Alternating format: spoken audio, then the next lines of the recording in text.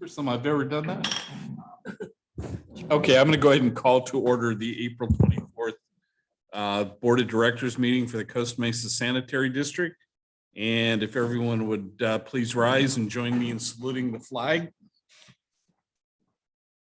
I pledge allegiance to the flag of the United States of America and to the republic for which it stands, one nation, under God, indivisible, with liberty and justice for all. Vice President Schaefer. Okay. We need to sit down or are we okay? No. Well, dear Lord, bless this meeting as it's going to be a long one. Unfortunately, we have a lot on the agenda, and so I'm not going to take up a lot of time. I'll just tell you a couple of things, and that's we all know that we have a bridge. The hardest thing in life is which bridge to cross and which bridge you want to burn. And I'll just leave you with one thought. I know God will only give me anything that he thinks I can handle, but sure wish we didn't have him trusting me so much that I have to handle everything. And aside from that, I just want to bless our board and our staff. And we are going to make a lot of big decisions tonight. And I think it's very important that we have the blessing of God with all that we're going to do. Amen.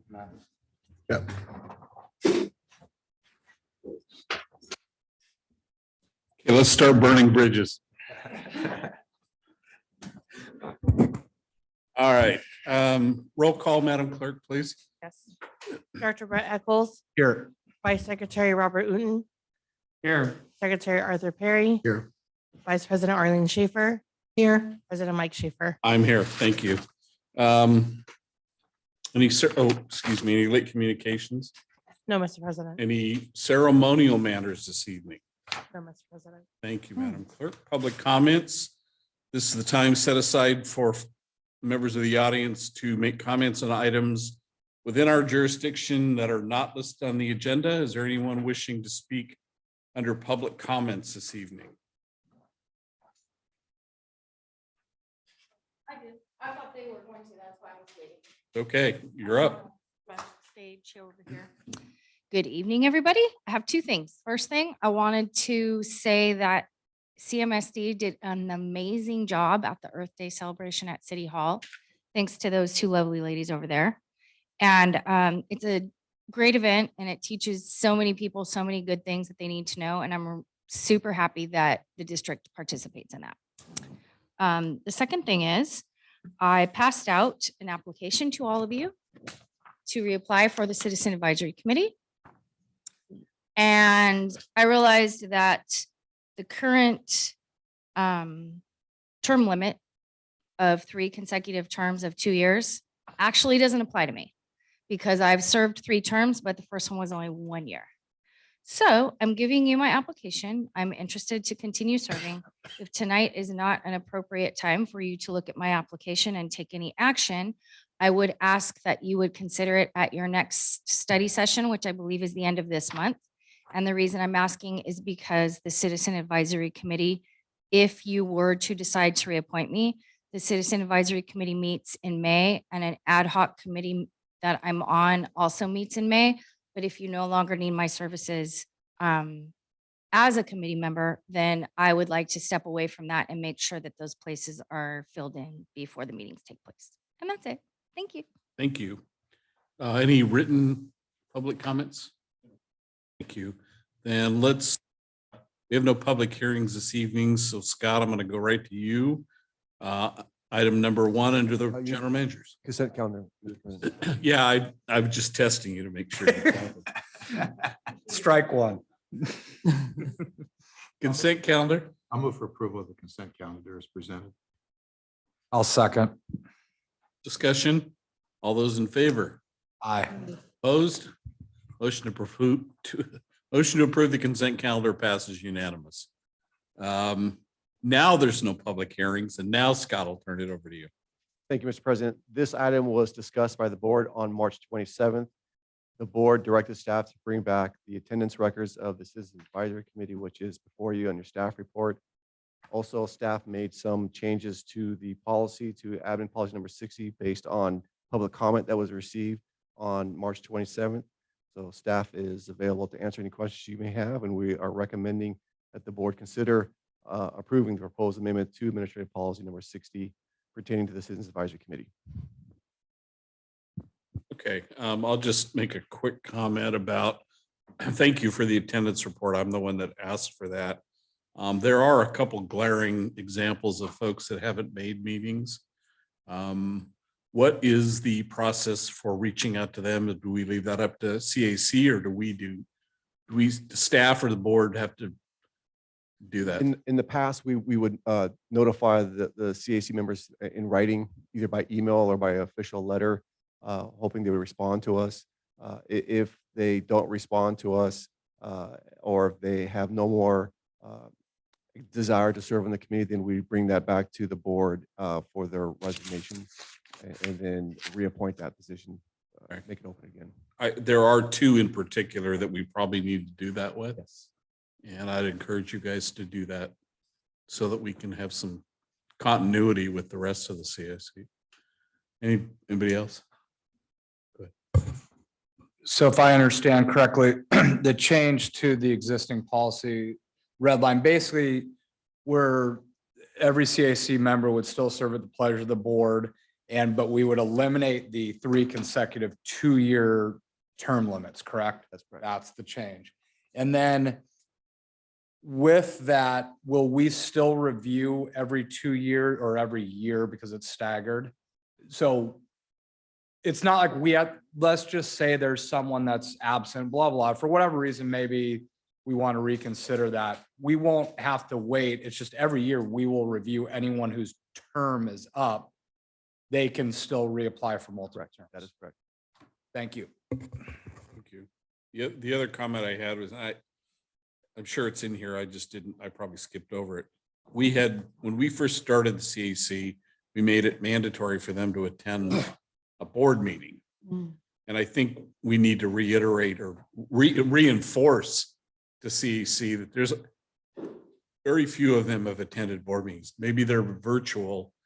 I haven't noticed them being virtual. So if we could do that as well, just we need them to follow that and at least come to, is it 1 board meeting a year?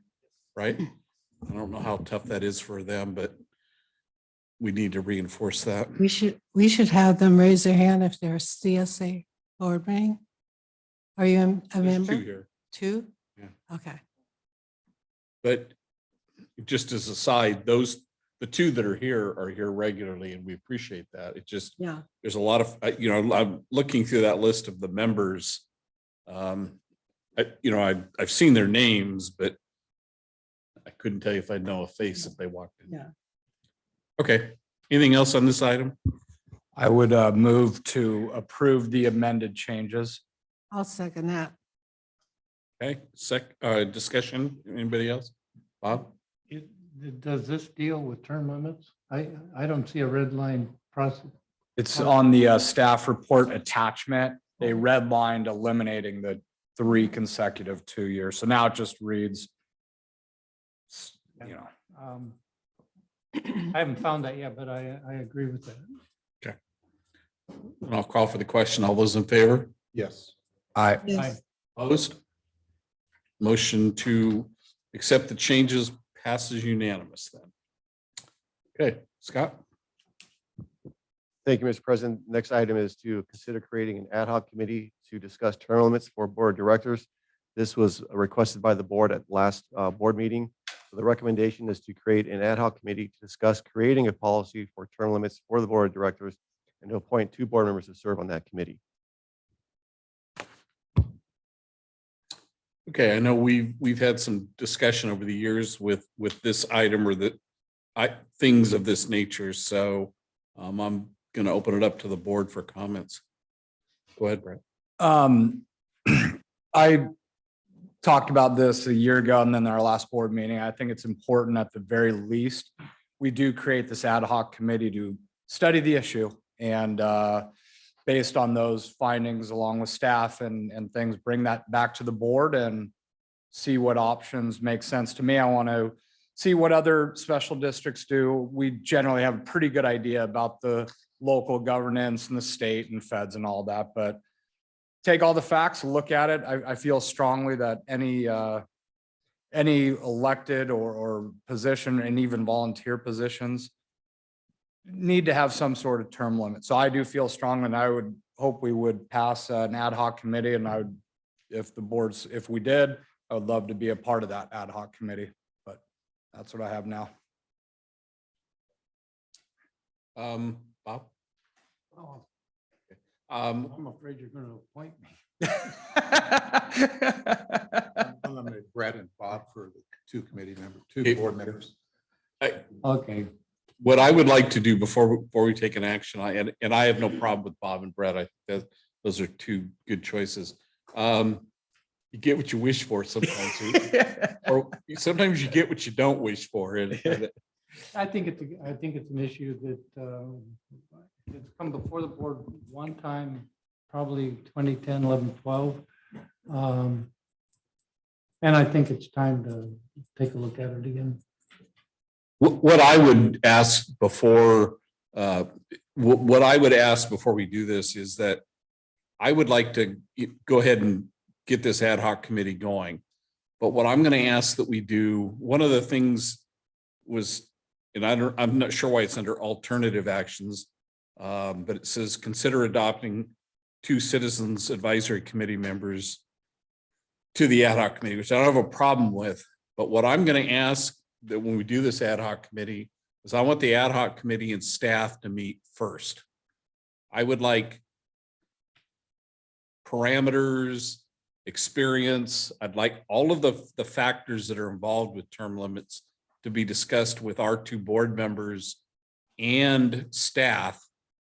And once we have those guidelines and we've had a chance to discuss them as a full board, then let's bring the citizen advisory committee members on at that point.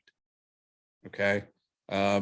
We've turned to the Citizens Advisory Committee for their look at what we do.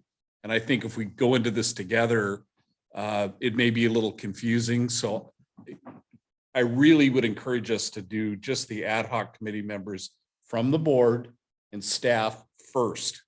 And once we have that, formed, then we can bring the Citizens Advisory Committee members in to take a look at it. Okay. Who from the Citizens Advisory Committee is going to appoint those 2 members? Would that be Elodie? That would be the CAC committee as a whole. So we can put this on their agenda for their May meeting and they would appoint 2 of their own to serve on this. I wouldn't do that yet because the staff and the 2 members have to meet first. That's not saying that they're going to agree to the CAC to join.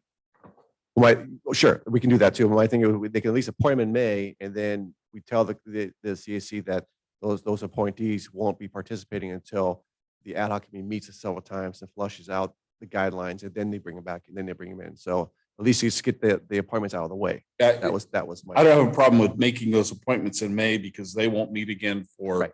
several months, right? Right. So at least they're ready to come on Right. when we've decided, here's the direction we're going. Is that okay? Yeah, and I tend to agree. And I think the May, so we don't wait and delay another 3-4 months, whatever, is a good idea. And I think I agree. I think where you're going is let's get a framework of what we're going to study, how we're going to study, how we're going to meet, and then incorporate the CAC if that's so if that's your direction, I would agree. As your lawyer tonight, Uh-oh. the visitor, Mr. Chair, you're spot on. And there is an argument, an ad hoc committee of a board is limited to those 2 members. When you start bringing in, and staff, of course, but when you start bringing in third parties, there is a strong argument you've now converted it to a standing committee, which then you have Brown Act protocols, all of the rigmarole of that, good rigmarole, mind you.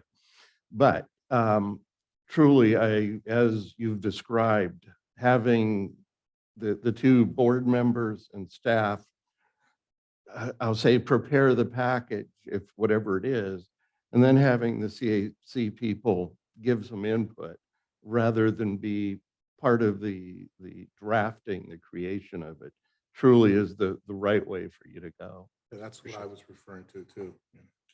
And the fact that you said I was spot on, would you mind putting that in writing that I could take home? A certain member of my We family. I can would do like- that, certainly. A legal draft. Well, I think it's just pertinent to this issue. You want to keep it an ad hoc committee, not open. Yeah, and I appreciate that, council, very much. All right, so then the action, you need some action tonight to form the ad hoc committee with the appointed members, correct? All right, then I'll go ahead and take the motion to form the ad hoc committee to study term limits for board of directors members. And I'm going to designate Bob Uten and Brett Eccles as the members of the ad hoc committee from the board. That's my motion. I'll second it. Okay, further discussion? All right, The only thing I would add to the comments that have been made is that we did discuss this issue sometime in at my terms on the board. And I would like staff to bring the whatever materials occurred then, because that may be a start in how we frame this. no problem. I really don't remember ever discussing it. Yeah, I know this is, Well, I it was don't. Dan Worthington that brought it to our attention, and Well, that was 2020. wow, he's 88 years old now. So. Yeah. Okay, so we'll leave that up to you if you can archive anything. I don't think we're gonna find anything that far back for Dan with former Worthing, but I do remember having the board having a discussion when I've been here, and I can find some information on that. So. Then I'll call for the question. All those in favor? Aye. Opposed? Motion carries unanimous. Then we'll leave it up to you, to Scott, to you and Brett and Bob to figure out, and the rest of the staff, just figure out meeting schedules and whatever. Okay? Thank you. All right, let's move to item 3 then. Thank you, Mr. President. Gina Terrano is going to give this report. All right. Evening, members of the board. So this item, contribution request from the Costa Mesa Foundation for a sponsorship of $2,500 for the annual Concerts in the Park event series. That's going to be taking place this July 11th, 18th, and 25th of this year. The sponsorship amount that is being requested is the same amount that CMSD has contributed since about 2014. I believe you have a handout today that shows the amounts for the past several years. I think the handout is since 2018, but since 2014, we've contributed at the same level. It includes a booth at the event, 1 staff parking space, and sponsorship recognition in the various event advertisements. The Concerts in the Park does provide us with an opportunity to engage with the community, to answer questions, promote our special programs, and to educate our residents about the coming changes that we have to our service, especially the rollout of the 3-cart system and the enforcement of SB 1383 that is coming up. And so staff is recommending approval of this request. And if it is approved, it would be funded by the proposed fiscal year 23-24 sponsorship budget. And all of the other details are in the staff report, including the application itself. So I'm available to answer any questions. Question. Yes. Okay, looking at the 4 things that we're supposed to receive every year from the Costa Mesa logo and all the promotional materials that's been done. Hasn't been done in the last year, Yes, it has. because some of the people that we've donated to haven't done that in the past. So, and then recognition at all the concerts, does that take place? It does. Usually they have an MC for the concert and they give us a shout out. Our logo is usually all over the And then materials the as 10 well. by 10 community booth, do we bring our own? Do they provide that? We bring our Easy Up and they provide the space and the table and chairs. And one preferred on-site parking, did they do that? Okay, other questions on the item? Go ahead. There are a number of purposes noted in the paragraph for potentially participating in this item.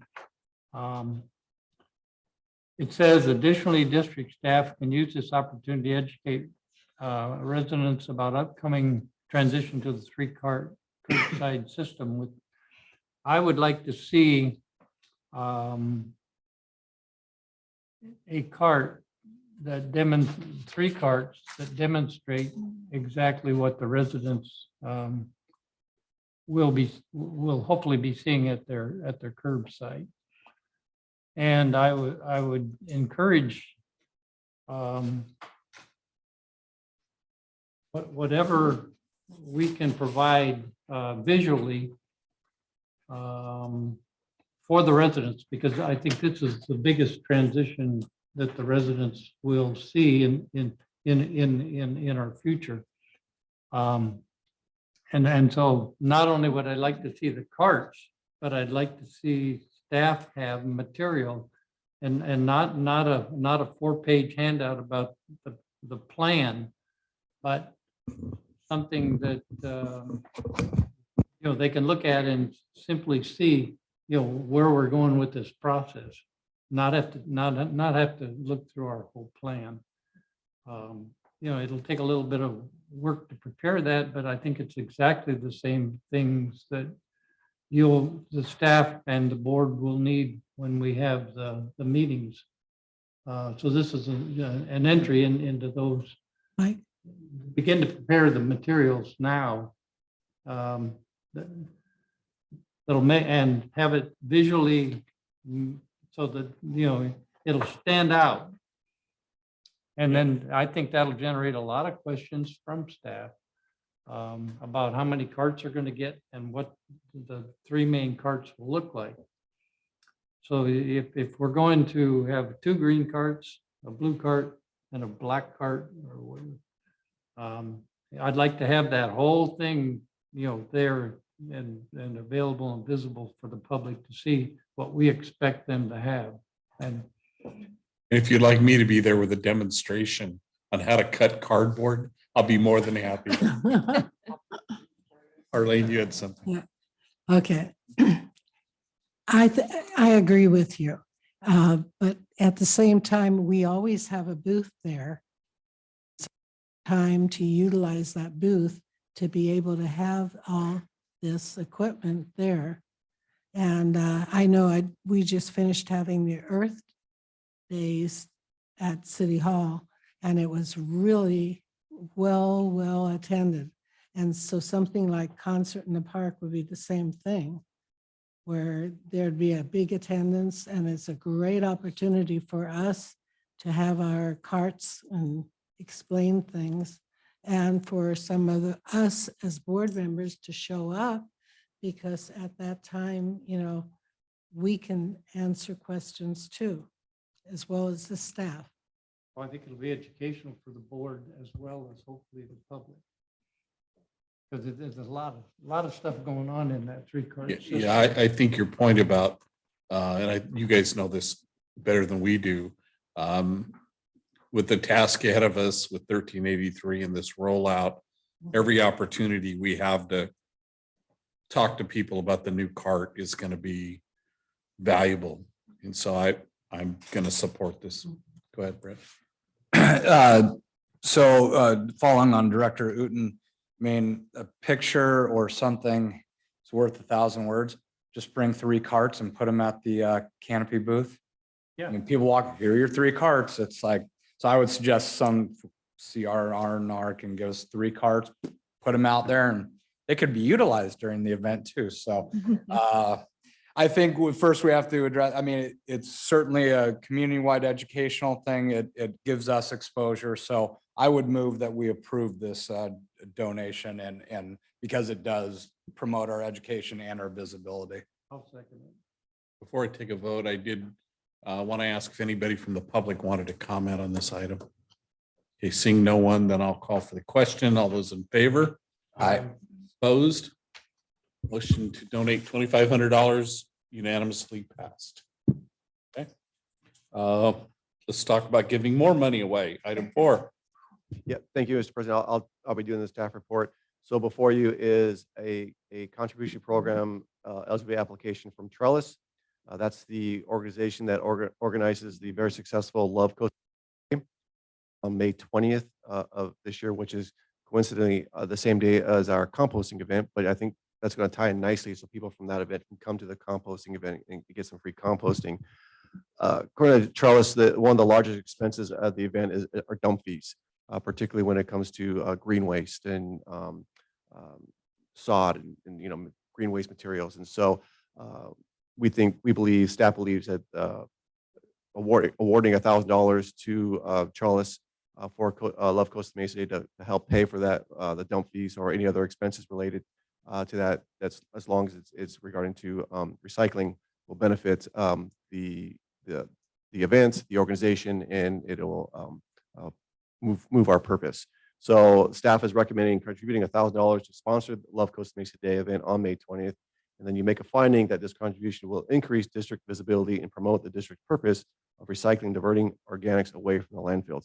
And in the audience, I think also as Raina Cuthill, I think she has a few comments she wants to say to the board as well. So. Before we get the comments, they had requested 3,000, but you're recommending 1,000. Yes, because I know you just before you approved $2,500, that's for next fiscal year, bidding in July. This fiscal year, which the event's occurring this fiscal year before June 30th, we only have $1,700 available in the budget. So that's why I'm recommending 1,000 to leave maybe another $700 in case we get other applications from now until June 30th. You do have that flexibility. If you want to increase that, you can. But staff is recommending $1,000, but I'll leave that discretion up to you if you want to increase that or not. So, Great, thank I you. have a question.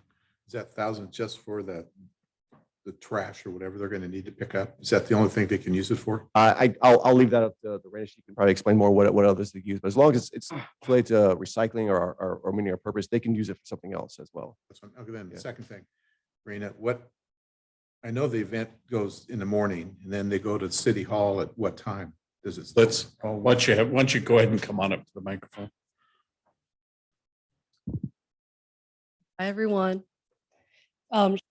First and answer any questions. Okay, Go for it. cool. To meet everyone for the first time, and it's also kind of fun to see some faces I know. If you don't know me, my name is Raina Cuthill, and I am the Neighboring Initiative Director for Trellis and Love Costa Mesa. And under the Neighboring Initiative, I get the huge honor and privilege to plan Love Costa Mesa Day, which happens every year. It's always the weekend after Mother's Day. So Ian always likes to say, you love your mom one weekend and you love your city the next weekend. So this year we are aiming to have 100 service projects. So like you mentioned, we do start off the day at City Hall with the morning rally where we gather everyone. We have coffee, breakfast provided. Everyone gets a free t-shirt. We rally everyone. We kind of recognize some key players who help us make a success, which Cheyenne's part of that. And we send everyone out to the various projects throughout the community. So there's projects we do a lot of park cleanups, donation drives, helping foster kids, homeless, you name it. We've done all types of different projects. And of course, the projects that Scott mentioned about having to recycle. And that's very specific with helping our neighbors in need, which I'll touch a little bit more upon that afterwards. So once the project is over, we get all the volunteers back to City Hall. And for those of you who've attended last year, it was a huge hit. We had 6 restaurants donating 1,200 lunches. We had a live band playing. So this year we're aiming to have 2 bands and 2 performances by local kids. And then we are aiming to have 7 restaurants donating 1,400 lunches to our volunteers. And then I would actually love to have Costa Mesa Sanitary District have a booth if your staff capacity allows it at the lunch. And I think it's brilliant to showcase I think you were talking about how there's going to be a new cart. This is my first time hearing about it as a Costa Mesa resident. So I think it would be amazing to have you guys at our lunch rally. It's not very long. You just need to be there from 11 to about 1:30, educating the public. We get over 1,000 people attending both the morning and the lunch. So, and regarding the money, that you would be giving towards. So not only does this money kind of help us with any event fee, but we have ongoing initiatives throughout the year. And specifically, I did submit to Scott, Labors of Love. We do a manual labor project every first Saturday of the month for a neighbor in need. And I partner very closely with Costa Mesa Senior Center and code enforcement to identify those neighbors. And I have learned so much about waste because of these projects.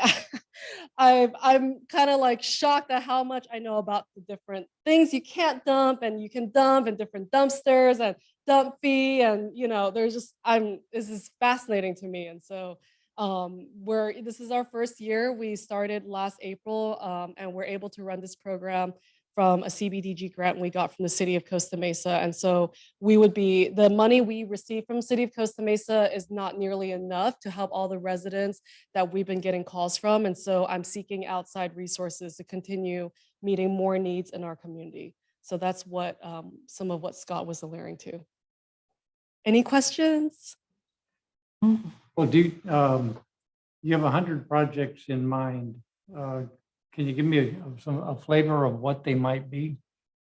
Yeah, we partner with almost every nonprofit in the city. So if you can think of Project Hope Alliance, Stand Up for Kids. Last year, Orange County Model Engineers, we helped them paint benches, tables. We did weeding, donation drives, hygiene kits, making blankets for foster kids, birthday boxes. We have senior encouragement boxes, park cleanup. We did T. Winkle Park. We what's up, Adam? So there's all types of project that we do that day. And this year is no different. We're reaching out to the community. Anybody can submit a project, including yourselves. Anybody from the community can host a project. And this year, I always tell people I'm Asian. I like to get my A+. I'm aiming for 100 projects this year. So Fantastic. Good. Thank you. Other Yeah, you're questions? I've actually got a question, maybe back to staff. You had mentioned we could have a presence at the luncheon. Is that doable, feasible, or?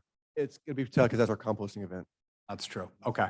Got it. I was gonna say, as you're making announcements and things, before you send your volunteers out, can we get a mention that they can stop by Estancia High School and get free compost if they want it? yeah, I was gonna say, I did not know about your composting event, but we will kind of post it in as one of our projects so people will know. Did the right thing? Okay, other questions? I have a question or a request. I think the Lions Club, Goat Hill Lions Club is going to be there also. Could we get some things that we pass out for the sanitary district and not use the staff of the sanitary district? We use ourselves. I'd be a little nervous doing that because I don't want them giving out misinformation. They might give out wrong information and they're not really technically representing the district. And so I don't want any kind of false representation.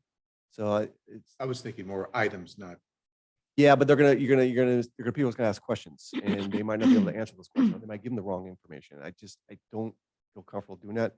However, if the board wants me to do it, we'll do it. Well, just a caveat to that, the Goat Hill Lions Club booth are pretty familiar with the Costa Mesa Sanitary. It's the board of directors gonna be might- doing it, and that's might- one thing. It might be two of us right here. That's fine. I think that's what he was worried about, misinformation. I get it. I get it. Because we haven't finalized our participation, but we'll talk to you later. Okay. See if Talk to you it's about feasible. That'd be great. Okay. Okay, My motion. I'm ready for a motion. Okay, I move approval of the $1,000. I'll second. Great. Just a quick kick. You guys do great work. Thank you so much. Daniel is very, he lets us know what's going on. In fact, I don't know how many texts did we get today from Daniel? Yeah. So you've got a good champion there.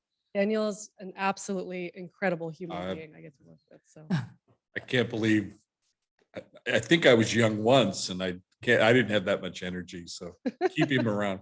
All right, all those in favor of the motion? Opposed? Motion carries 1,000%. It carries unanimous for the $1,000. So thank you very much. you're most welcome. Thank you to, and thanks to Ian as well. It's awesome. So great stuff. Okay, then we're going to move to item 5, if that's, Yes, thank you, Ready Mr. for that? President. Caitlin Tran is going to be doing this presentation virtually, so I think she's on right now. So, here she is. yeah, so Caitlin, floor is yours. Good evening, Mr. President and members of the board. In front of you is the third quarter budget review for fiscal year 2022-23. As of March 31st, a total of 67% of the solid waste budget has been expended. At this time, staff anticipate a budgetary savings of $522,400, mainly due to savings in the maintenance and operations. The recycling disposal tonnage is trending 7% below last year's levels. I want to make a note that there's an error in the written report. It is stating that the organics tonnage is 1% less than last year's level. However, the organics tonnage is 1% higher than last year's level, but lower than budgeted. A total of 70% of the wastewater fund's operating budget has been expended as of March 31st. Staff anticipate a budgetary savings of $81,000 at fiscal year end. As for revenues budget, the solid waste fund received approximately $4.4 million, including the transfer in from the general fund. The wastewater fund received approximately $4.7 million. The district just received a large portion of the assessment revenue on April 20th, which will be included in next quarter's budget review. Please see the attached report for more detailed analysis. That concludes my report, and I'm happy to answer any questions you may have. Okay, questions? Yes. Just if I read correctly, we're on track to be within budget and even do a little bit ahead of budget on both funds. Is that correct, Caitlin? At Correct. this juncture. Okay, Yes. great. Thank you. Unless if, let's say, I mean, I don't know, this is impossible, but if tonnage is gonna increase tremendously the next couple months, then yeah, it will be a different story. But right now we're savings about 522,000. So No, I'll take the good news now, and we'll take it. So thank you. One other thing, I was talking to one of my customers who is a landscape person, and he is anticipating a lot of work this spring because of the rains have generated so much. I think we're going to see some organics tonnage stuff Absolutely. go up a lot from last year. So we'll have to track that to see how that plays, but we need to be ready for that, I think. Bob?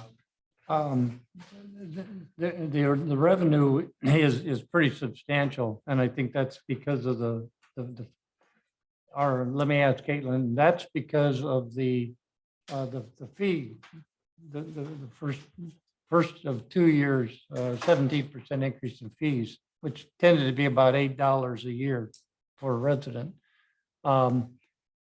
Included in that board decision was about $5 million for the Eldon Force Main rehab.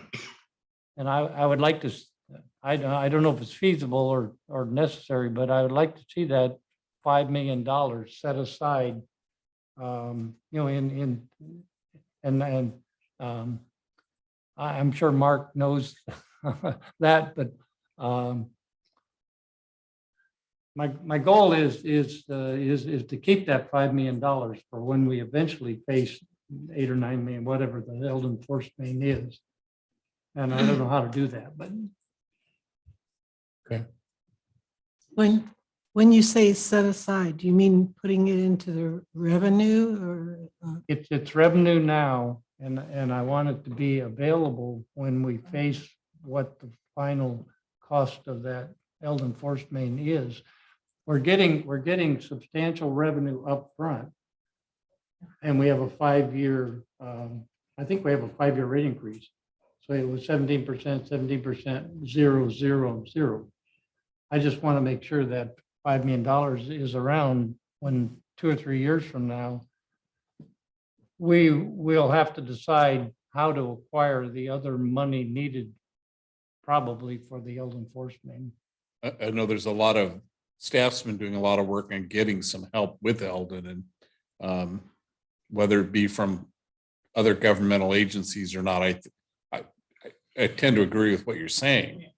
But I think I don't want to just count on that and not go after those other sources of help that we might, you know what I mean? I mean, we have it now, and I just want to see it when we Yeah. finally face whatever the cost of the second Force Main is. You know, I guess barring anything that we're not, you know, without the crystal ball in front of us and barring anything that might come up, I hope your prognosis is good.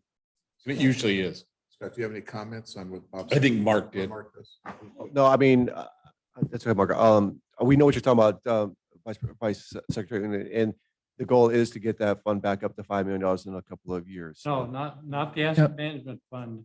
When we raised these fees, Mark had a chart, Mark and staff had a chart of what, why we should raise the fees to that level. And one of the items in there was $5 million.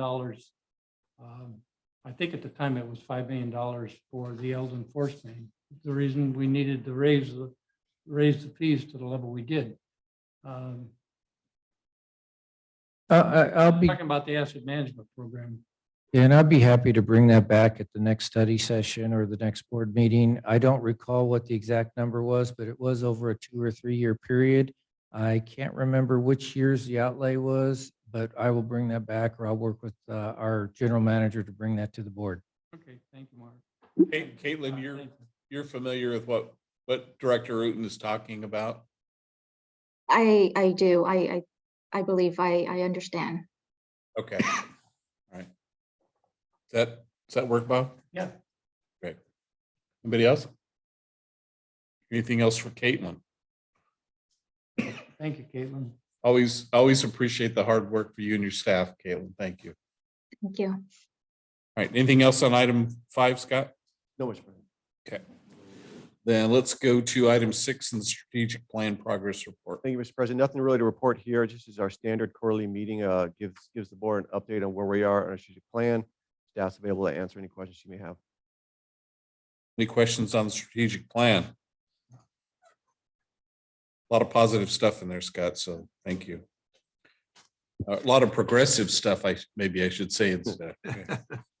All right, and then item 7. Yes, thank you, Mr. President. So this, again, one of your standard quarterly reports. This is our performance measurement report. I do like to report out to the board and to the public that we did make some changes in the 2023 annual performance measurement report, and it's described in your staff report. Particularly, we revised 5 measures, and those measures are identified in your staff report.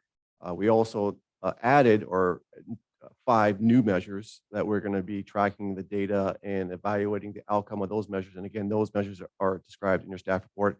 And then we removed 4 measures, and those measures were removed because while they're still important for us to monitor, we just think that they weren't pertinent enough for the measurement program. So we're not going to bring data on those measures back every 3 months. So those measures were removed. Happy to answer any questions you may have.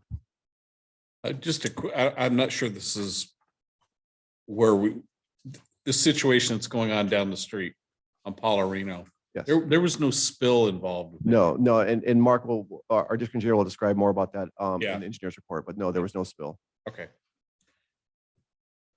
All right, then I think that takes care of your report for this evening.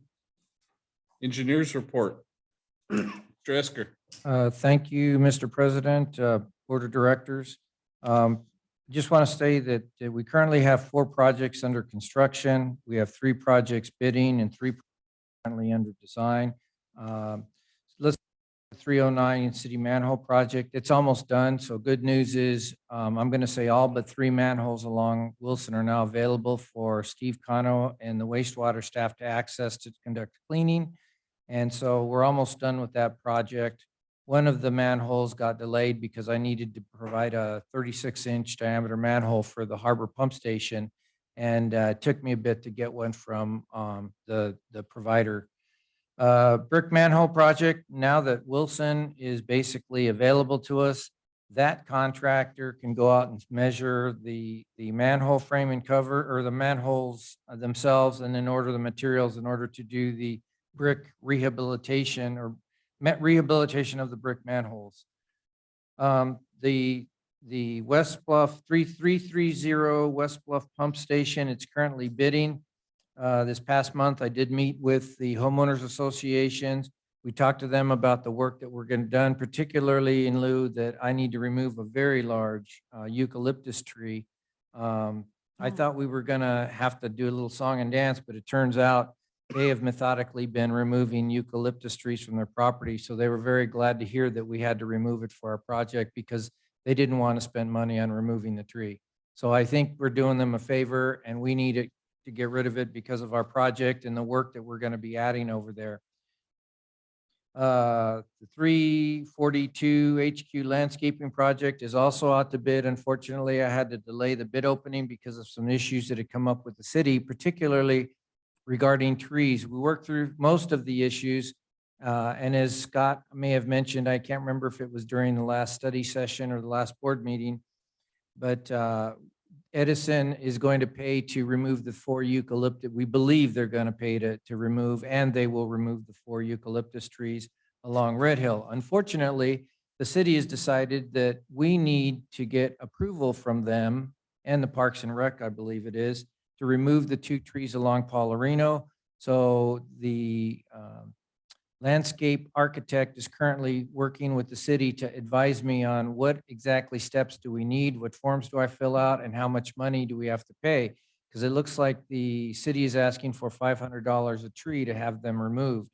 And I don't know exactly what that means, but that might be a fee on top of what we need to pay to get them removed. So I don't know what's happening there, but as soon as I have information, I'll present it to you in my next report, or we'll bring it to you next month when I do understand. And as soon as, Let me interject something. yes, sir. See, the city has said to you, they want a $500 whatever. Per tree. Did they mention us having to buy replacement trees? No, the reason, no, they did not say anything about replacement trees. They realized that once we remove the roots and prepare our property for the work, that the tree will be essentially compromised, because I'm going to say about 1/3 of the roots are on our property, and we can't leave them there because they're in the way of our improvement project. And so they realize that under a stiff Santa Ana wind, since it's 1/3 of the I'll say the upwind side of the root ball will be removed along the surface. And since that tree is mostly surface roots, they realize it could blow over into Paularino. So they're not necessarily asking to replace those. And I think part of the reason it also is they want to put a sidewalk along Paularino at some point in time, I think. Well, the replacement thing, and you know, we've got a couple former parks commissioners up here. Mhm. Whenever you remove a tree in the city, you're supposed to Yeah. replace with 3 trees that aren't necessarily planted where the old ones came out, but that we have to pay for 3 trees to be planted somewhere else in the city. That hasn't come up yet. Not yet, but I will say I'm new to the tree process at the city.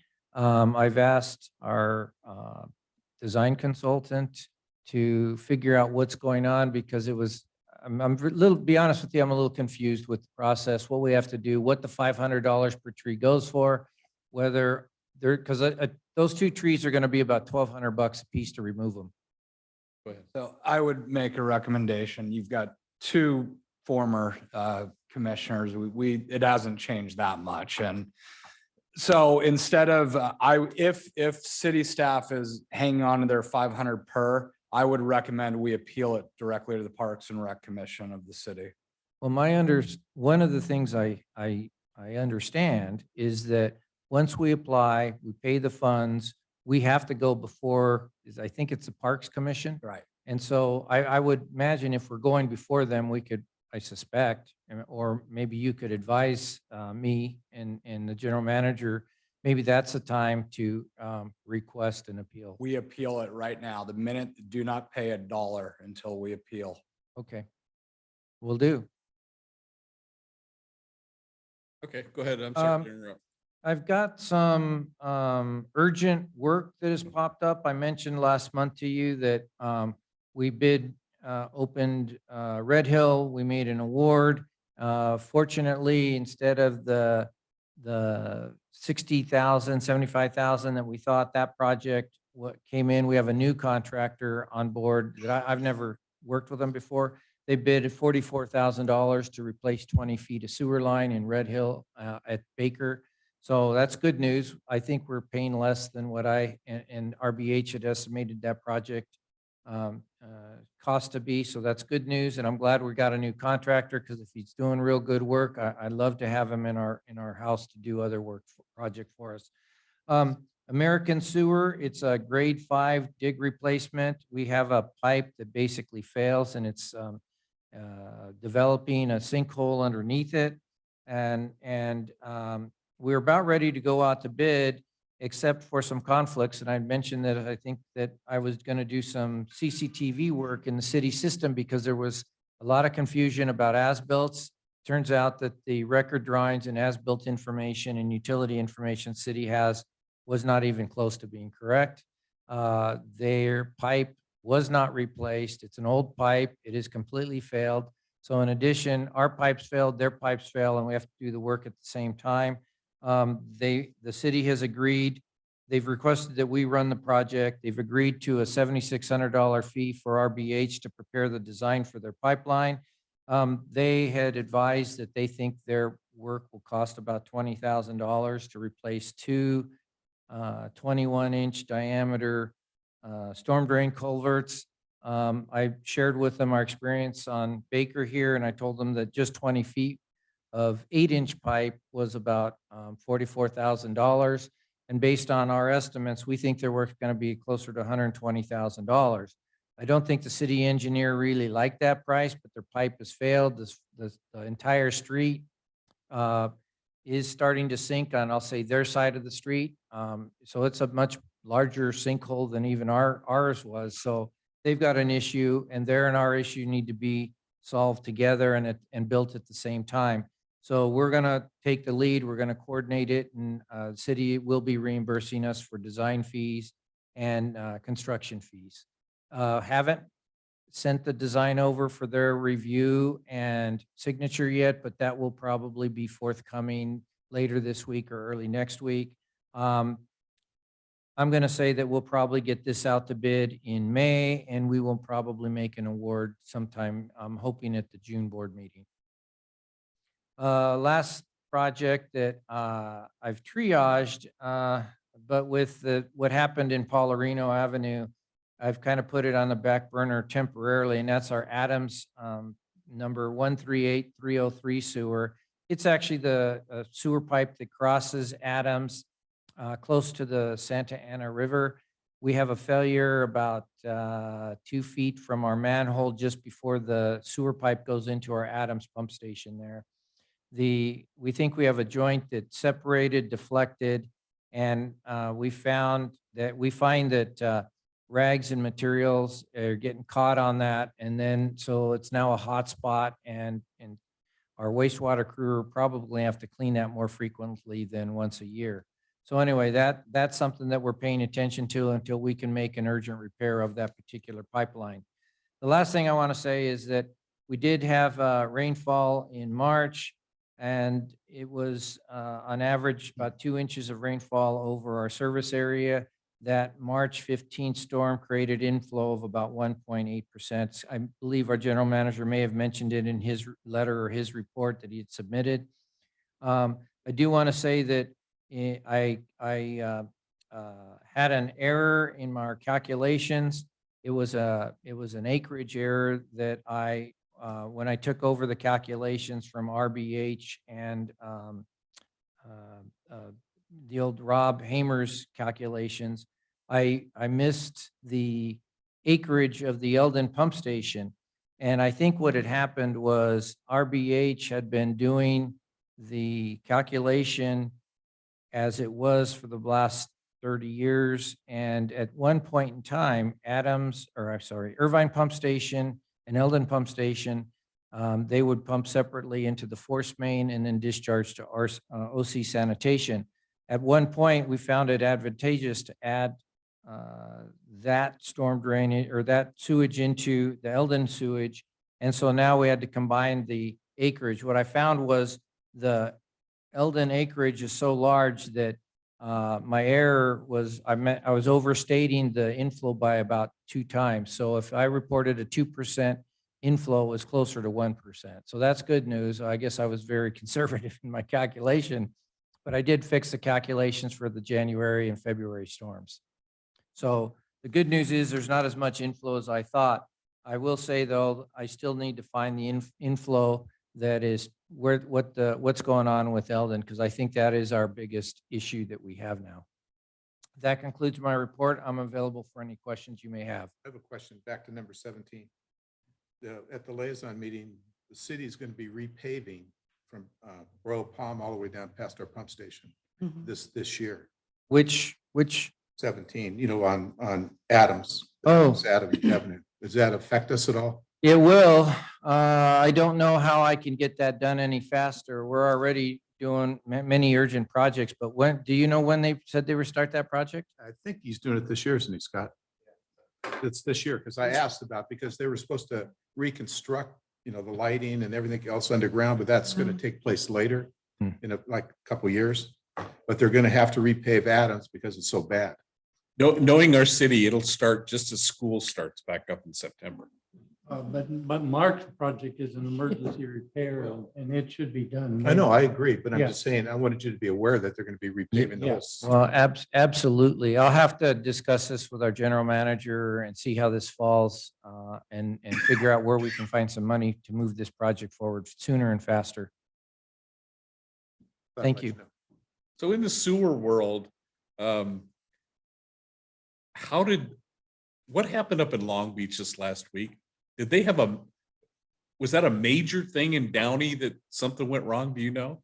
Yeah, I don't, be honest with you, because I was out here in the last probably week or so around the clock, I haven't been paying attention. So I'll have to look and get back to you. I'm just curious more. Yeah. You know, a 9-mile stretch of the beach and it turns 90 degrees and nobody can.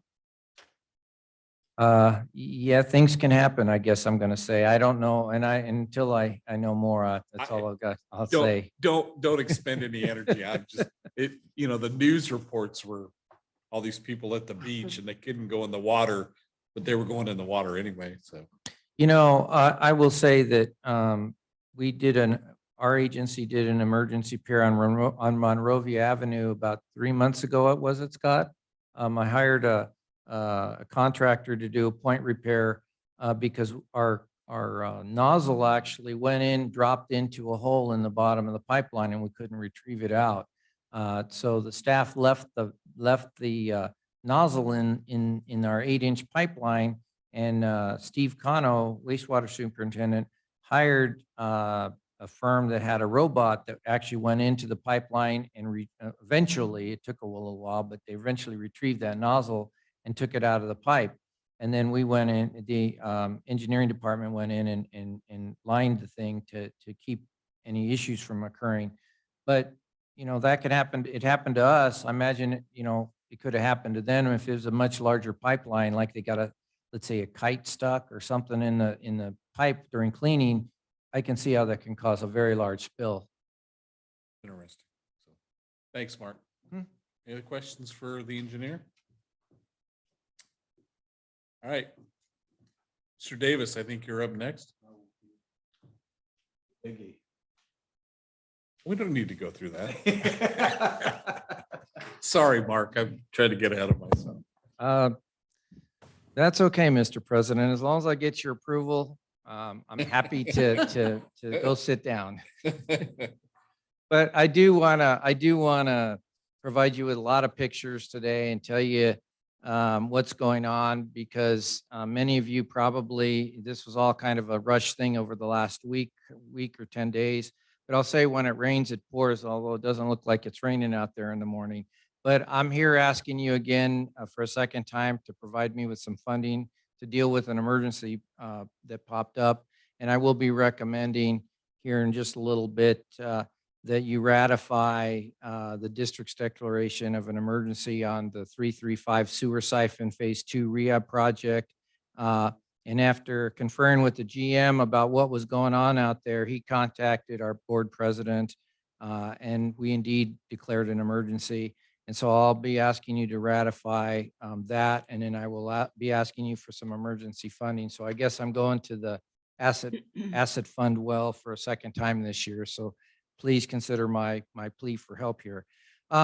Next slide. The siphon project is, I'm going to say a little less than 200,000. It's like 197,000 and some change, I think thereabouts. But it was to rehab the Autoplex siphon, which is located at the Delhi Storm Channel near Bristol and the Newport Beach Golf Course. The second one is down here on Paularino. I think some of you may have even gone through or past our construction site down on the Delhi Storm Drain Channel located near the Hilton Hotel. And the project work started on the 10th of April. And literally the first day we couldn't line and do the work that we wanted to do at the Autoplex pipe number 1. The next day we came back to try Autoplex pipe number 2, couldn't get that one lined and cleaned. And then we moved up and by Paularino, and that one was not only we got rejected there, but there was a lot more water coming into our pipeline, and that one has actually completely failed. And I'll show you some slides and things of why we're taking the action that we're taking. Next slide, please. This is the Autoplex siphon. It basically, we have a pipeline that it comes down Bristol, goes into near the Delhi Channel. We do collect some other sewage and wastewater that comes down behind these businesses. They collect here, they cross under a siphon. A siphon is just a pipeline that dips underneath something like a storm drain channel or a large utility. And then it pops back up here on this side and continues to go down towards our Irvine pump station. And next slide, please. This is the Paularino site. As you'll see, this is the Delhi Channel, but much further upstream. This is Paularino. This is Bristol Street. This is the Hilton Hotel. And our siphon starts at a manhole that's right here, and it goes to a manhole here. We do have some incidental flows that comes off of Bristol, a little bit in here, that comes in, hits that same manhole on the downstream side of the siphon, then goes north, and it ultimately makes it to an Orange County sanitation sewer that's regional sewer that's at the 405 freeway. Next slide, please. So why did we declare an emergency? Number one, I couldn't clean them, we couldn't line them, and there's a lot of water coming in, groundwater or perch water coming into the sewers. Now, the big issue to me was Paularino siphon has sand and gravel just pouring into that siphon. And my concern was that as the sewage is going in, it's dragging more sand, more gravel into it. And I was really concerned that that one was going to have a stoppage. I suspect the cleaning operations that our contractor started, and they're cleaning operations that needed to take place in order to insert the liner, didn't cause the holes, but basically caused the sand and the rock behind the pipe to loosen up and start coming in, entering into our sewer pipe. Next slide. This picture here, these are 1-inch diameter holes. I think this is a 2-inch hole right there. This one is a probably 2-inch by 4 or 5-inch hole. And this is a 6-inch pipeline in that particular siphon. So this is a 6-inch pipe. This is what a liner, a 6-inch liner would be. And what I kind of drew on here was a 1-inch hole and a 2-inch hole, and so they look a lot bigger in these pictures because we have a TV camera in the pipeline.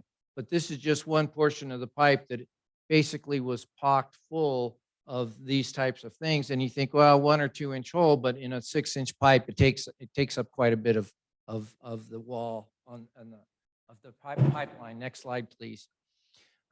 This is a gusher. Basically, this is about a 3-inch long by 1-inch hole, and you'll see all this water just pouring in. And this was just a picture of one of the gushers. And this what we found was this water pouring in is bringing sand into the pipe with it. Next slide. The reason why you probably don't understand, you're probably wondering what this is, but this is another picture. This is a yellow rope that goes from one manhole upstream to another manhole downstream.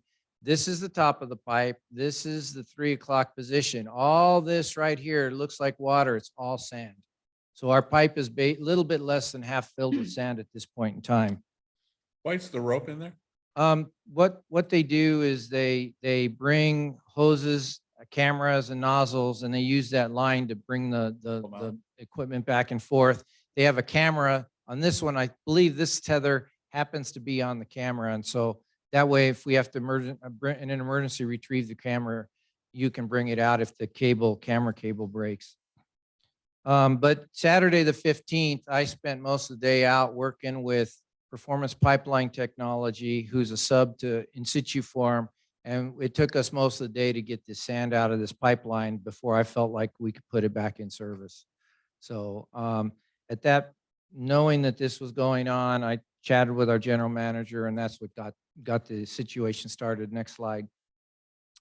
This is the Delhi Channel looking towards the 405 freeway.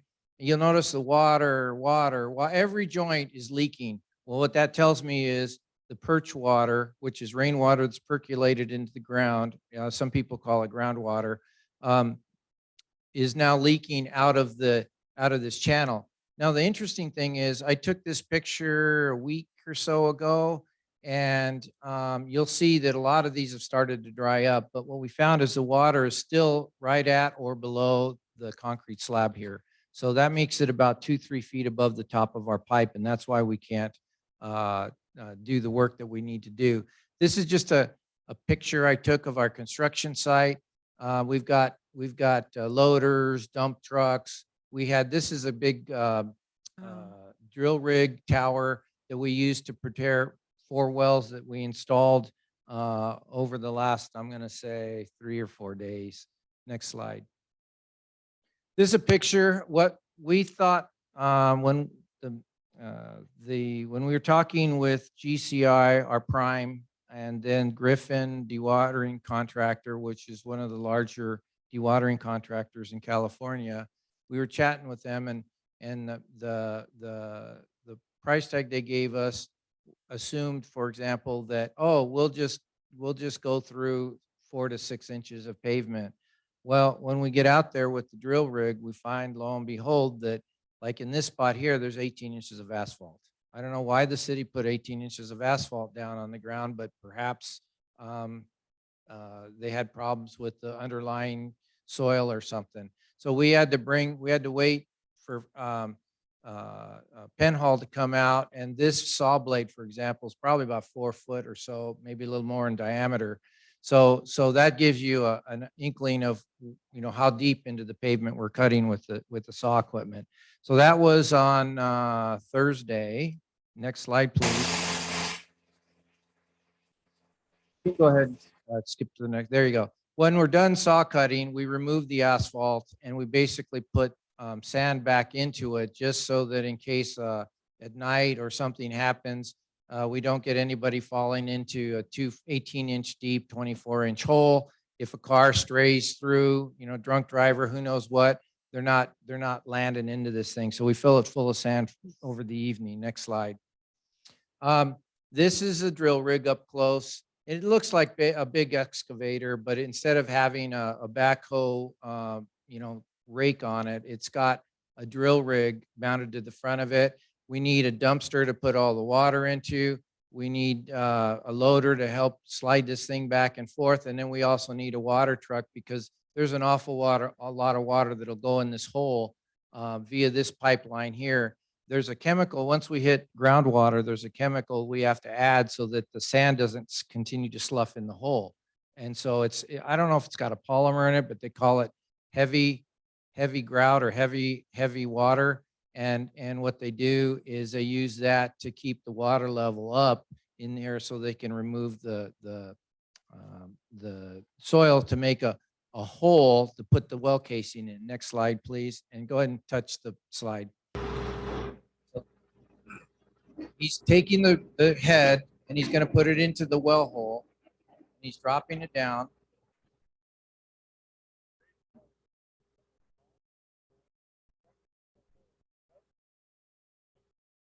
So at this point, they're about 20 some odd feet down. You saw this big thing drop. Now he's starting to cut. So the drill rig head is starting to turn, and they're gonna drop that down about 2 feet, and then he'll go ahead and back it out.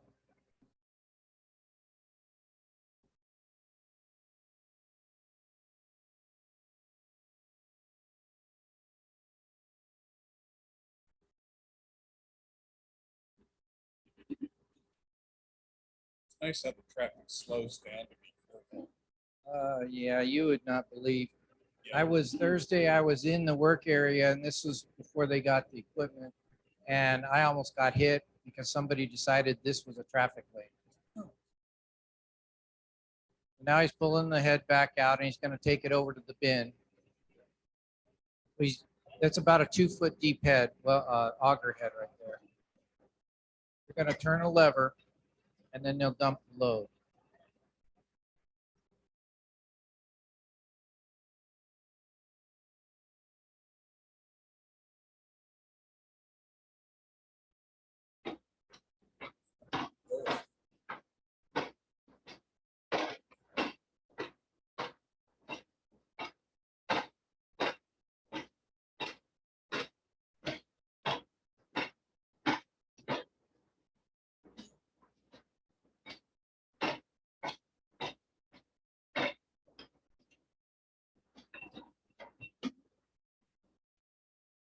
All right, next slide, please. Go ahead and touch the. Now, then after they drill the well, they're gonna take a casing, and this is a 40-foot tall well casing. They're gonna put it in that hole that they just augered out of the ground.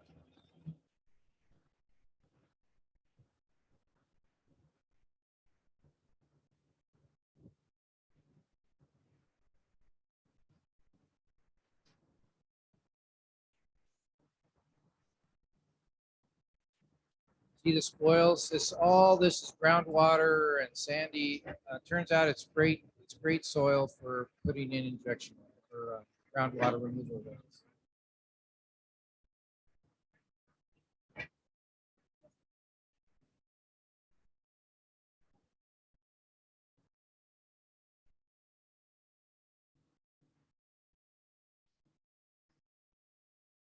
So that's right there. It's 4 foot tall, 4-story tall building, and they're going to put it into a pipe or a hole in the ground that's that deep.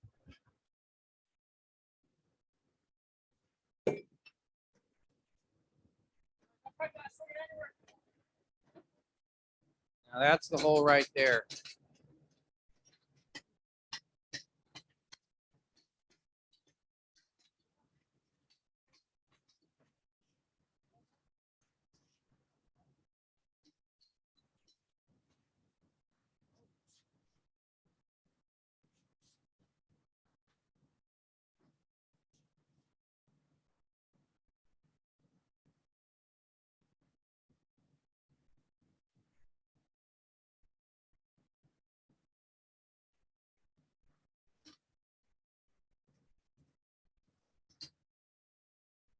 So you can go ahead and go to the next slide. Now, what you're going to see, once they get this casing in, and it's in this 24-inch to 30-inch diameter hole that's been augered into the soil, they then backfill this annular space with sand. And what you'll see here is the wellhead or well casing with the sand around it. And it'll just be backfilled all the way to the top of the pavement. Next slide. Now, why did I show you all this, and why am I taking my time? And I want to say that our project budget as of November only had $253,800. Based on putting in 4 wells at 26,000 and change a piece, and all the other work that we have to do, I'm going to need to transfer about $375,000 to this project budget because all this money is already spoken for. So part of the request for approval tonight will be to to transfer the money from asset management, move it to the wastewater fund, and then allocate it to project 335, our siphon rehab. And then once I've added this money to that money, I'll have about $628,800 to finish this job, which is what's needed. Next slide, please. I want to make sure I read this very carefully, I'm asking tonight for you to approve the following. Number one, ratify the district emergency declaration for CIP number 335, phase 2, Paularino sewer siphon failure. Number two, I'm asking you to consider approving a transfer of $375,000 from asset management fund to the wastewater fund and appropriate that $375,000 to CIP number 335 sewer siphon project budget. Also, I'm asking for a third item. Please authorize district staff to negotiate and approve a time and materials contract with GCI Incorporated to provide the emergency services, including dewatering activity and related services. We want to negotiate a 335 sewer rehab phase 2 change order with the situ form because they actually initially responded by putting in bypass pumping for me so that we can evaluate what the heck is going on with Paularino, try to get that thing cleaned and lined and do other things.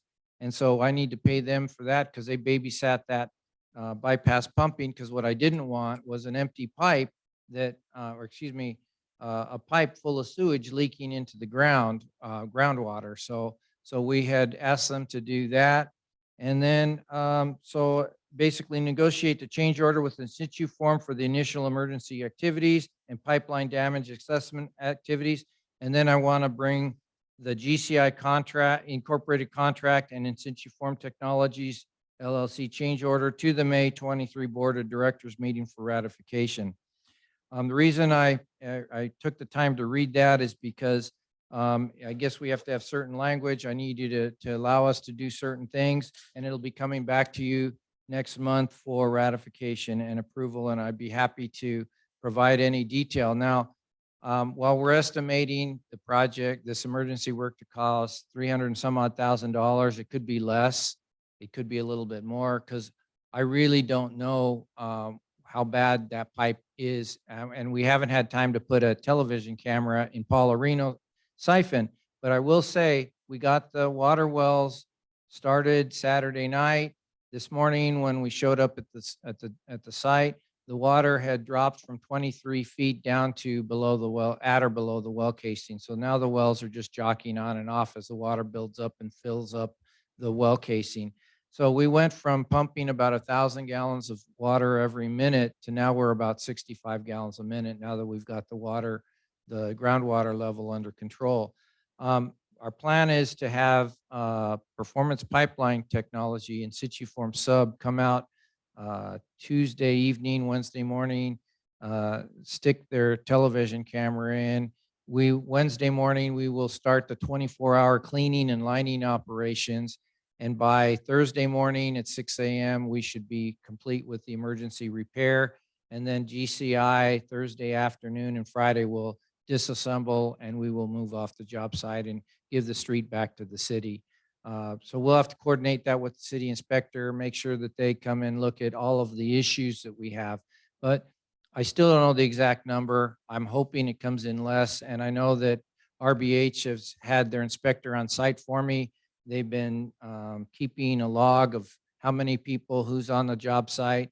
And so that when we start getting the T&M tickets, which will tell us, how many people, how long they've been there, what materials, what pieces of equipment, we'll be able to dispute anything. And so my hope is that we reduce what we estimate this all to be. So I'm hoping for good news to bring that back, but you never know, I guess is what I want to say. So with that, I conclude my report. Does anybody have any questions or would like to ask me other things that maybe I didn't cover? Thank you, Mr. President. Thank you. This could have been a bigger catastrophe and you guys did a heck of a great job getting us to this point. So thank you, and all the time and sleepless nights I know you've been dealing with. I did have a question on the the moving of the 375, I understand all that. What I didn't understand was, so we're moving it, we really don't know, as you mentioned, what this is all going to shake out financially. How does that coincide with a TNM contract? If we're moving 375, the total is going to be 6 something that we're going to amend, but how do we know that with TNM?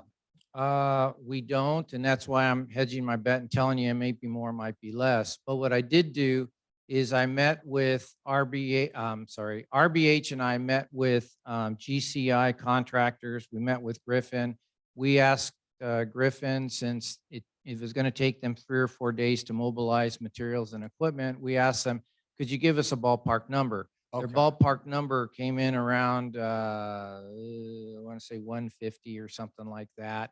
And then when you added in what GCI needed to do with traffic control and all the other stuff that they're doing, it came out to a little over 220,000 or something like that.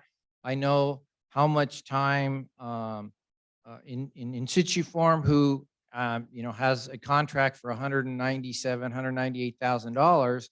They basically did work for 3 days that really didn't amount to much. Right. So what we asked them for was, hey, put together tickets for all that. And what we knew them is that we would look at that as extra work. And then we're going to preserve the current contract. And what I want to do now that we have the water level down in Paularino as an example, they will use the actual contract amount to go in line Paularino. Now, you heard me say that Autoplex was having some issues, but because it's double barrel, we weren't seeing soil come in. I'm a little more comfortable with that one and backing off a little bit.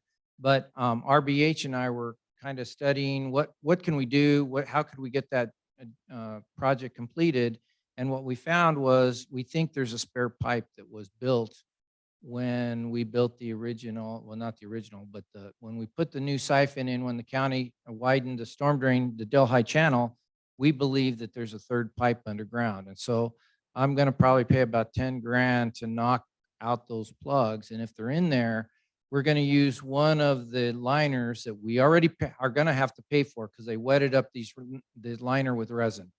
So we're going to use then that money that's part of the 197,000 to line that new pipeline.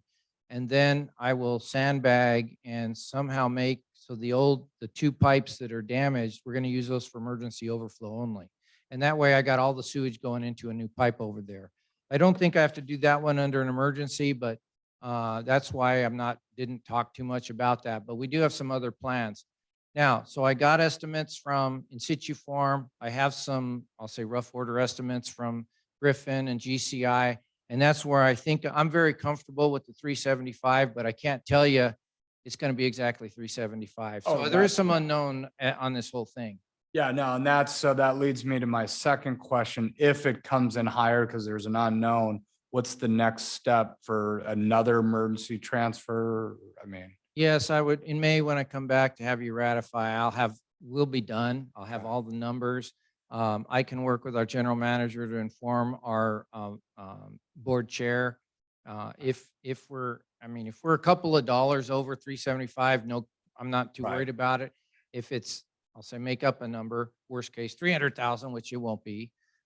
We could always advise our board chair and let them know what's going on. But I really truly believe we'll be in or about this number. Okay. And then final question, under the TNM contract you're negotiating, what's their markup allowable? I don't know yet, because we haven't finished negotiating the TNM contract.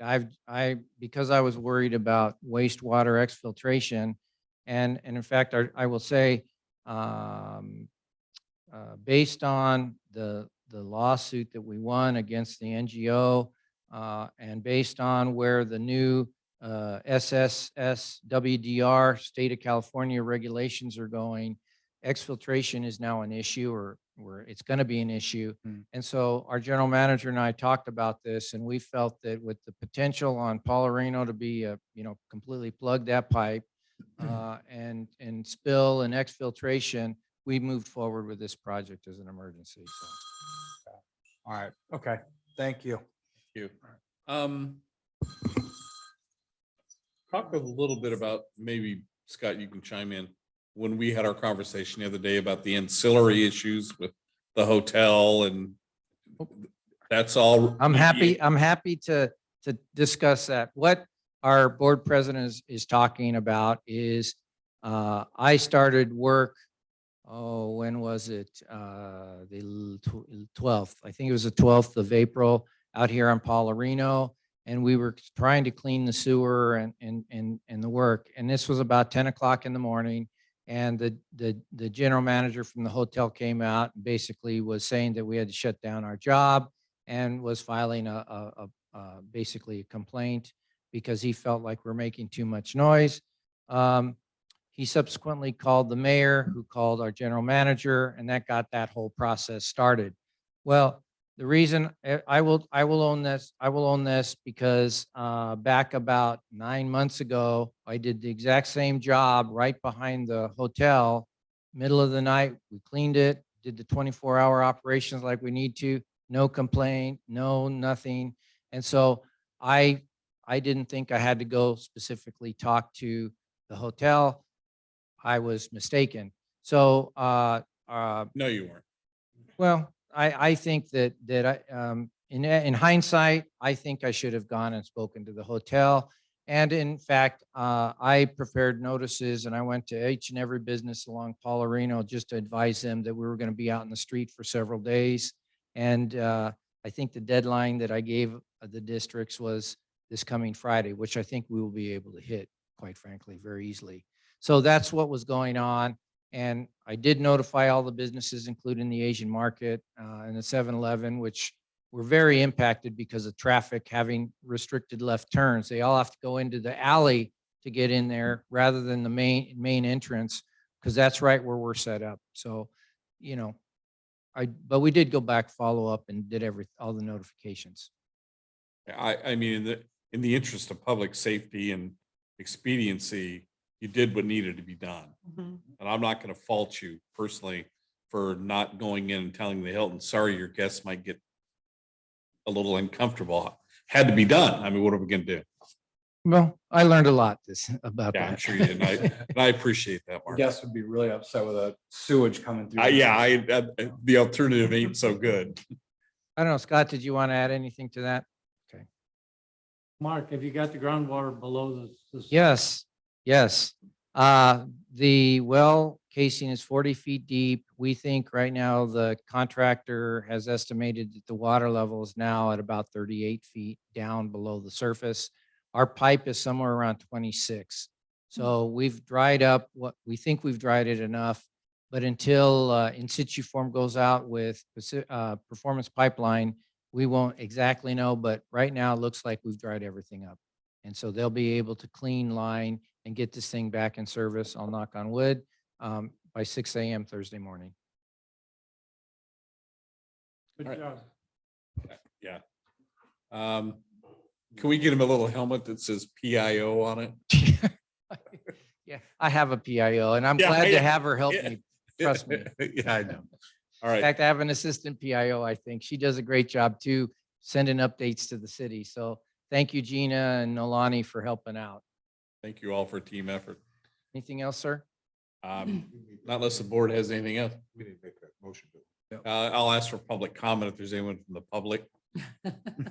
The public is shaking its head no.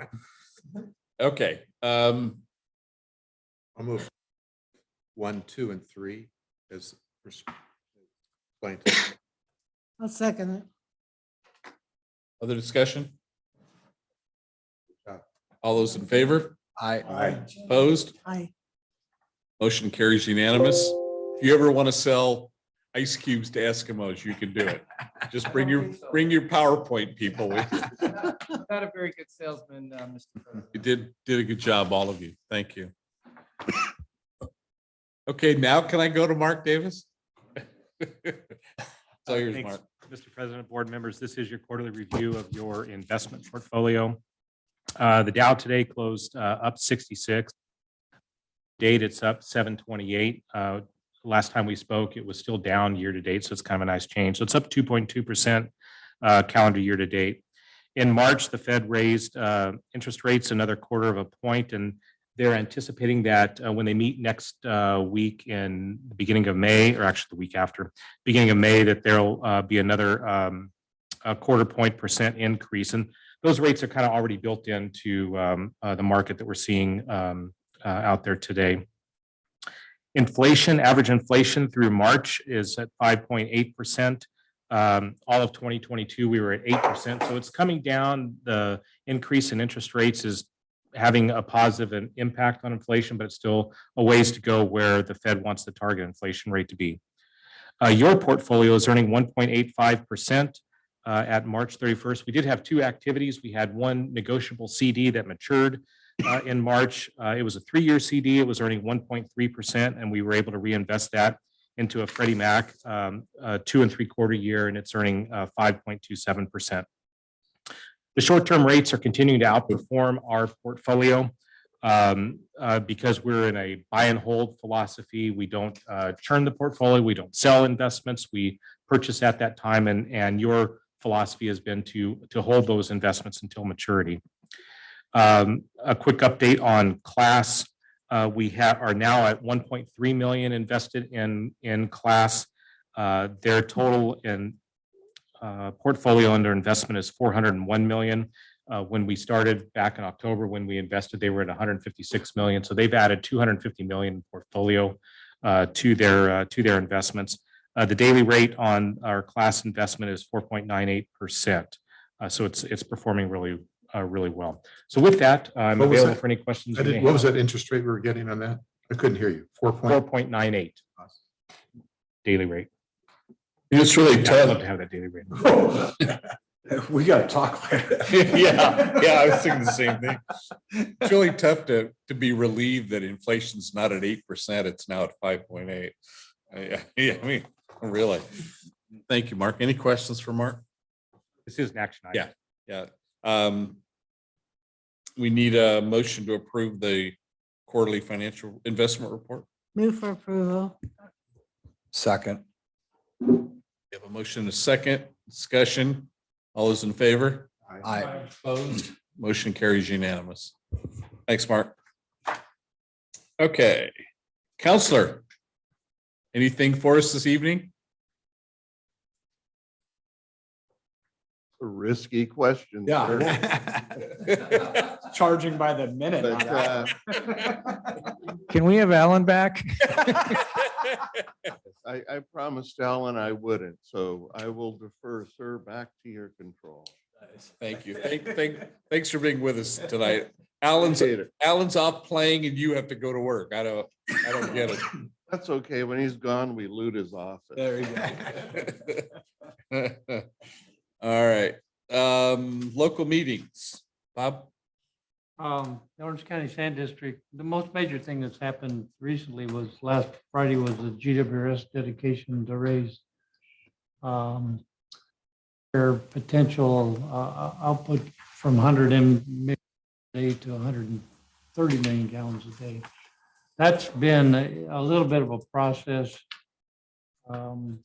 because there's so much water behind the Prado Dam, and there's still some construction activities. So they haven't met that 130 MTD, but they're capable of it. And as soon as less water is available to them from behind the Prado Dam, they'll do that. There are just a lot of miscellaneous things going on. A lot of odor control chemicals. They only have 2 suppliers of ferric products, and there's been chlorine problems up in the northwest. So prices are skyrocketing, and they're out to bid to get those chemicals, but they've had several major change orders. Costs are continuing to go up. Sitting on. They had the board meeting actually will be next week, or no, next Wednesday, in 2 days. So Couple of days, yeah. Okay, thank you. a lot of small stuff. All right, Art Sarfa, No meeting this month. ISDOC, Arlene? ISDOC is still trying to get some officers involved in it, and they, of course, don't have a place to have their meetings openly now for the general. So what they're doing is they're doing it by Zoom.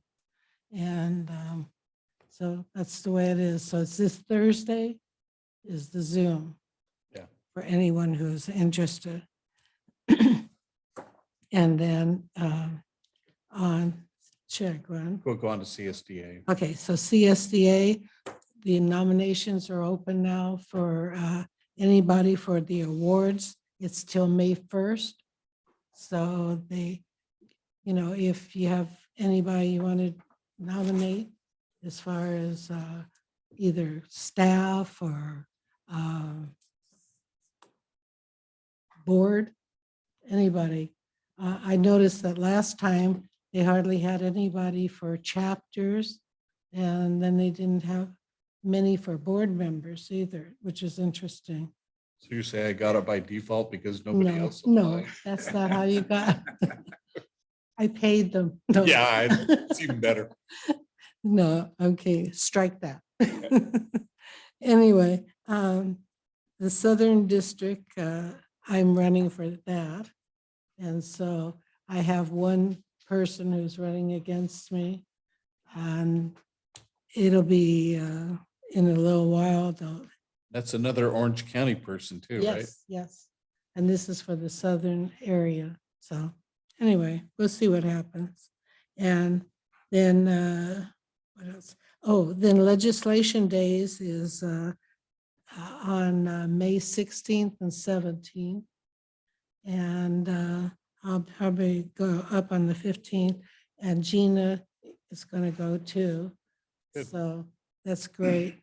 And so we have an opportunity to, you know, walk around and at the Capitol and talk to different people. And there's a third of the people on the Capitol who are new. So it's a lot of people to, you know, get to know again for things that go on. And I guess that's about it. Oh, I sit on the Professional Development Committee, and they're changing some of their way they do things. And I'm not going to be able to go to their meeting on May 5th because I have a conflict and with something that I do. And so I don't know what's going on there, but they're trying to interview people that are running for different offices. And then on the that was the membership. We're getting a lot of members, new ones, and so that's really good too. Okay. That's it. All right, I have nothing really to report on SDRMA. We have a board meeting 2 weeks up in Sacramento, so I'll give a report next month. Other meetings, who's going to talk about Waco? Waco was a pretty good meeting this time. Yeah, it was a lot of information on atmospheric rivers and why they have affected California's rainfall totals so dramatically. Basically, these are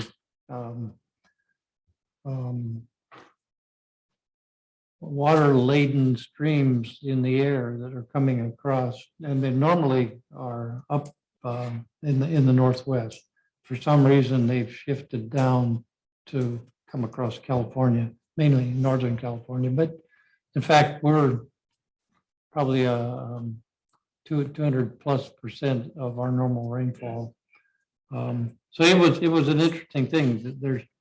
We had learned, Waco had some NASA people come in and tell us about atmospheric rivers a few years ago, and that was sort of when they begin to be studied. Then there'll be significant study. And yeah, all that extra rainfall, as I mentioned, a lot of it was mined. Prado and Orange County Water District is putting a lot of that water in the ground. it was a very technical and interesting discussion. I really think though at Waco, they need to put the reports from the two directors. They need to move those back to the end of the meeting. Yeah, they did that for a while. And it's interesting sometimes to have MWD and Aqua reports, but not at the beginning. Really? Okay, any other meetings, anybody else? Okay. Oral communications and director comments. I would like to make one thank you to our clerk for helping a very special school in our district, College Park Elementary. One of the PTA members who I happen to know very well, my daughter-in-law, had asked me, she says, we have an Earth Day celebration coming up, and what can we do? And I said, well, let me have you talk to Nolani. So Nolani talked, and I'm sure Gina had part of this too, whoever. No, it was all her. Arranged for, what's his name? The guy who runs Orange Coast College Recycling. I thought those kids were really good at it. I mean, they listen to this guy. He's a little bit of a goofball anyway, but in a good way.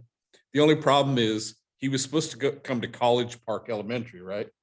So he called Nolani. He went to College Park Elementary in Irvine. Oh, no. So, but he got there on his motorcycle. The kids loved it. So thank you. Thanks for helping Tracy get over her nerves. Mhm. Anybody else? Brett? Just two things. And first, I'm honored to this week be attending an awards gala on Thursday. And better or worse, they've asked me to share a few words. So as I'm putting together my stuff over the weekend, I realized how much this organization has accomplished, and I'm proud to be a part of it. And I want to thank our board of directors and all of our staff, both here and in the back offices, for all that you do. And it's going to be, when I was going down the list of things that we've accomplished in the last couple of years, I'm like, wow, this is pretty cool. A lot of times you hear about bad things, and far and few between. And this group, with everyone up here and over there, thank you. So I'm excited to kind of self-promote the district. So that'll happen on Thursday. And then on a more somber note, lost a personal friend and mentor and community leader this past week, Gordon Boley, who, he passed away, had a little battle with cancer over the past year. And for those who know him, I mean, most people in this community at least have heard the name, but the amount of work he's done in our community is boundless. And so it's a sad day for many of us who know him, and the community lost a good one. And most recently, he was our president, Costa Mesa United Board of Directors, and we're going to miss him. So on that, I just wanted to give a shout out and keep his family in your prayers, and we'll miss him. So thank you. Thank you for bringing Gordon up. That was quite a community loss. So. And I just wanted to say that I did attend the Earth Day at, for sanitary district, because no one else came from sanitary I district. saw your picture with your shovel. You looked like you didn't know what to do with that shovel. I have sources. I think it's called They Facebook. took lots of pictures, and they made sure that, Yeah. I kept saying, just the mucky mucks are in it. And they go, you're a mucky muck, so you're in it. So they took all these pictures, but, They were on the city's Facebook. oh, really? Okay. Anyway, so it was a good turnout, but I'll tell you something. Our booth was so fantastic. It was so busy. Yeah. And Gina and Nolani both were there and working it, and really working it with all the people. I couldn't believe it. I was very proud of us doing that. And it was a fantastic event as far as all the people that are going to be there. Well, thanks for attending. I apologize for not being there, but I had to attend the Irvine Police Department open house Oh, gee. because one of my kids was in charge of the motorcycle demonstration. And Yeah. it's quite a ham, and I'm not sure where he gets that. You know. Yeah, Bobby?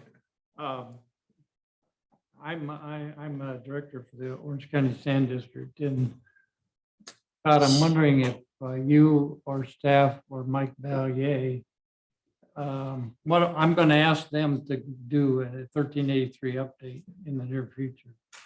And they were working towards getting liquid organics or liquefiable organics into their digesters to make more digester gas, and that project sort of stalled. They also were willing to bring compost back into the community, and so what the reason I'm going to ask them for the update is I'm not sure the rest of the directors know that compost is available. I believe compost is somewhat major ticket item in a lot of the city's budget. And they're not, I haven't heard that anybody's taken advantage of this. You're right. So do you know, or Mike, I would like your permission to contact Mike Ballier to see if he has any other things that Orange County Sand District could or should be potentially making available to the community to ease our 1383 burden. Good call. So, okay, if there's nothing else, then I'll adjourn us and thank you all for your participation.